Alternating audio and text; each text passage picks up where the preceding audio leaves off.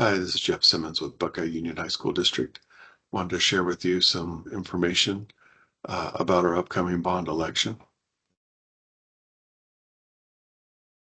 And so when we're talking to the community or we see social media posts, we wanted to share some factual information with you on some of these questions and concerns that we get.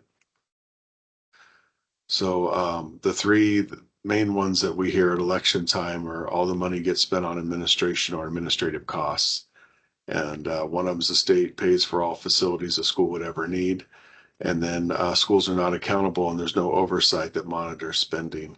And so we wanted to share with you some information on these items. So as far as admin goes, the Auditor General's office is an independent agency that issues a spending report each year. The link is here, but if you go on the Auditor General's website for the school district spending analysis, you can see every district in the state of Arizona, including ours.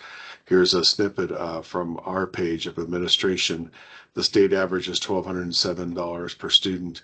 The peer average is 1209, and we're just a shade over 1,000. So we're very low in regards to admin costs. And admin not only includes the district office, but also includes the principal's office and their staff in the front office of each school that run the school. So there's a lot of folks that are in that number, but that support the educational process. But we are very low compared to other districts and across the state. And then we also have a peer group, which you'll see if you look at this report, they compare us to a peer group, which is similar size and demographics across the state. So there's 12 of us in this peer group. We have the second lowest admin cost in this peer group at 9.8%. And so we wanted to share that with you. And doesn't the state pay for all school facilities that that the district would ever need? And well, yes and no. They're charged with doing that. But also when you look at the costs involved now with a 2,400 student high school, districts around us in the East Valley and West Valley have done recent bids where these numbers are coming in between 150 and 200 million for these facilities.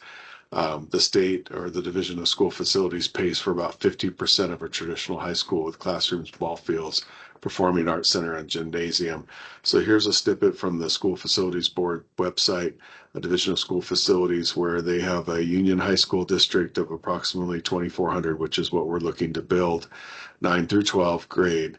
And here you can see the funding held for consideration, which is what they're allocating for this high school. Now, this will update a little bit with inflation. They have a small inflation adjustment, but it won't be much more than this. And again, when you're looking at 150 million to build a high school, you can see how the state's coming up a little bit short. And unfortunately, in the pamphlet that you get in the mail on the voter information on the bond, it says in there that the state provides everything that we need, and that simply isn't true. And then finally, on school district oversight, does anyone monitor what we do with our money? And the answer is yes. We have an annual independent audit. A firm comes in from the outside that only audits mostly school districts and cities, municipalities, and they come in and do an audit annually where they spend about 2 weeks on site going through our records and making sure that we're reporting and expending things properly. And then the Arizona Department of Education gets involved. They have a school finance unit that oversees the audit portion that our audit gets submitted to for their review. We have grants management and compliance, so several of our grants get monitoring and compliance checks multiple times, sometimes in the same year with different ones, or every other year with some of the other grants. Special needs service monitoring, so they look at our special needs students to make sure that they're being serviced properly. We have attendance audits to make sure we're recording the kids being here, because that's how the districts are funded, and they want to make sure people are accurate with that. And child nutrition also, because of our National School Lunch Program, they do financial and compliance reviews, not only on the money part of it, but also on menu compliance to make sure that we're serving the right items under that federal program. Arizona State Retirement does audits occasionally. We've had one back in the mid 2010s to 2015. We had one.